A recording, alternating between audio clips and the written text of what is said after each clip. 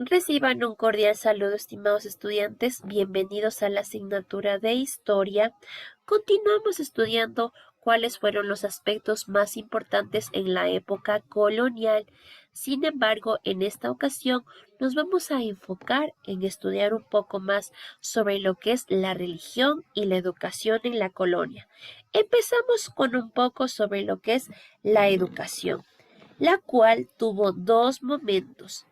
El primero estuvo inspirado en la teología, que es decir, netamente en la religión, y el segundo en los conocimientos prácticos. El primero estuvo vigente durante casi todo el periodo colonial, es decir, desde su etapa inicial hasta finales del siglo XVIII, cuando se empezó a debatir los enfoques e intenciones educativas. Esta etapa se caracterizó por la intervención directa de las órdenes religiosas, que eran las que definían qué conocimientos se tenían que impartir y qué métodos lo tenían que hacer. La corona, por su lado, no tuvo una injerencia directa en este aspecto. Las principales órdenes religiosas que establecieron centros educativos en la colonia fueron los dominicos, los franciscanos, los agustinos y los jesuitas. Oficialmente, el acceso a la educación formal estuvo limitado para grupos con estatus y presencia social que pertenecían al medio urbano. Para los sectores campesinos, indígenas y negros, la catequesis sustituyó la instrucción escolarizada. En ella se promovían los comportamientos ligados a la sumisión, también tenían que tener paciencia, que era complementario con sus labores. Sin embargo, con todos los conventos que tenían sirvientes indígenas y estos, además podían ser ayudantes de talleres, el aprendizaje del oficio, técnicas artísticas e incluso el acceso a los conocimientos de latín, literatura, leyes, medicina, no estaban del todo restringidos para estas poblaciones.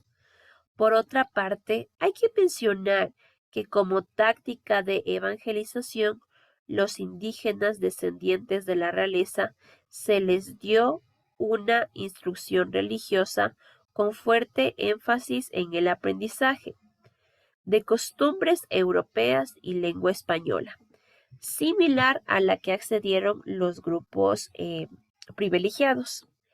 En el imperio colonial, la unión entre la religión y la educación daba cuenta de cómo los saberes que se impartían estaban regulados por la moral, cuestión que tenía un peso significativo en el comportamiento de aquellas personas que deseaban ser seleccionadas o pertenecer a centros de enseñanza. Esta formación se reforzaba en los pupilos, confesionarios o ejercicios espirituales, de modo que la religión fue parte esencial en la vida pública y privada de la colonia. Además de la catequesis obligatoria, la educación estuvo dirigida a la enseñanza de lectura, escritura y canto. Por su parte, los centros de educación universitaria desarrollaron la carrera de abogacía, teología y posteriormente de medicina.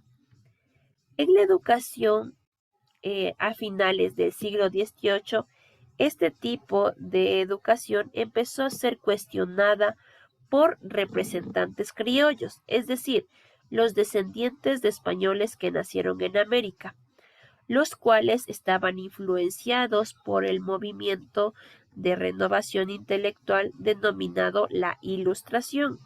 Esta es la segunda etapa que habíamos hablado. Esta es la segunda etapa de la educación en donde se caracterizó por la instrucción de conocimientos considerados útiles, es decir, prácticos, que se basaban en un método empírico, es decir, que se fundamentaba en la experiencia, en la observación de los hechos. En esta etapa se desarrollaron ciencias naturales, la botánica, zoología y mineralogía.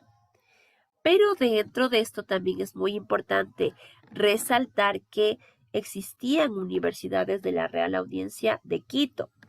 Esto se da desde el año de 1570 en el obispo Peña y otras autoridades de la Real Audiencia de Quito solicitaron permiso al rey de España para fundar una universidad en este cabildo. Tras varios años de correspondencia entre autoridades civiles y eclesiásticas, en las que se buscó demostrar la convivencia de la creación de una universidad en Quito, la Orden de los Agustinos tuvo el permiso de Papa Sixto V en el 20 de agosto de 1568.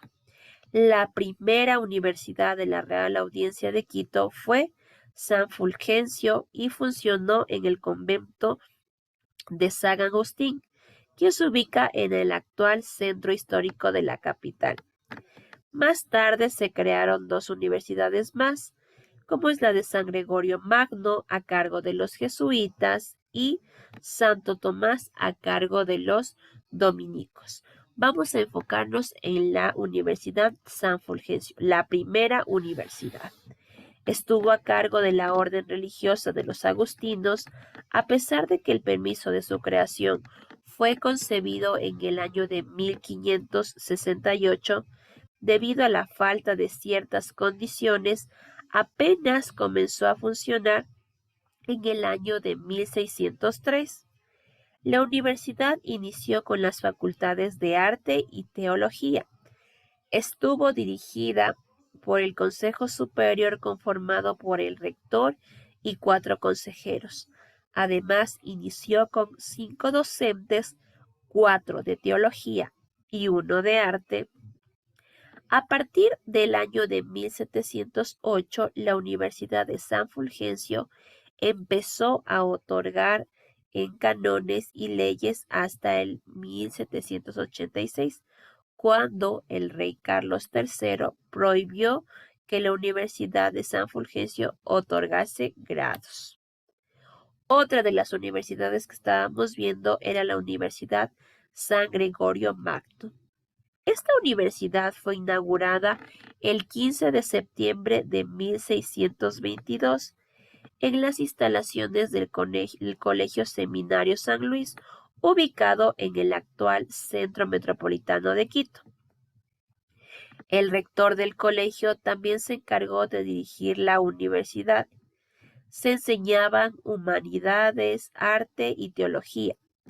La Universidad San Gregorio Magno cobró gran renombre debido a sus egresados que se destacaron en el manejo de leyes, teología y prosa.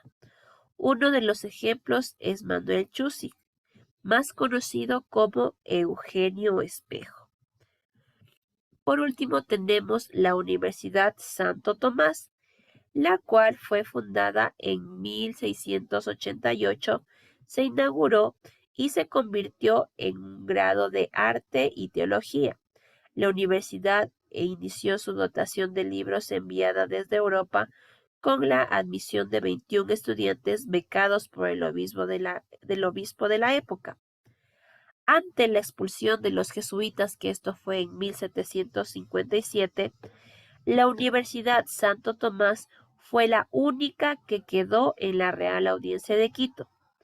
Para esta época se añadieron 2 grados en jurisprudencia civil y en medicina. Es en el año de 1769 se decidió tomar una nueva universidad pública con recursos de la Universidad San Gregorio y la Universidad de Santo Tomás. La nueva universidad conservó el nombre de Santo Tomás y funcionó en el actual Centro Metropolitano de Quito. Esta unión constituye el origen de lo que nosotros conocemos como la Universidad Central del Ecuador. Entonces nosotros podemos darnos cuenta que la Universidad Central del Ecuador es la unión de la Universidad San Gregorio y Santo Tomás. Bueno, estimados estudiantes, eso ha sido todo por el tema de hoy. Hemos visto un poco sobre la educación y la religión en la época colonial. Espero que se encuentren muy bien. Hasta luego.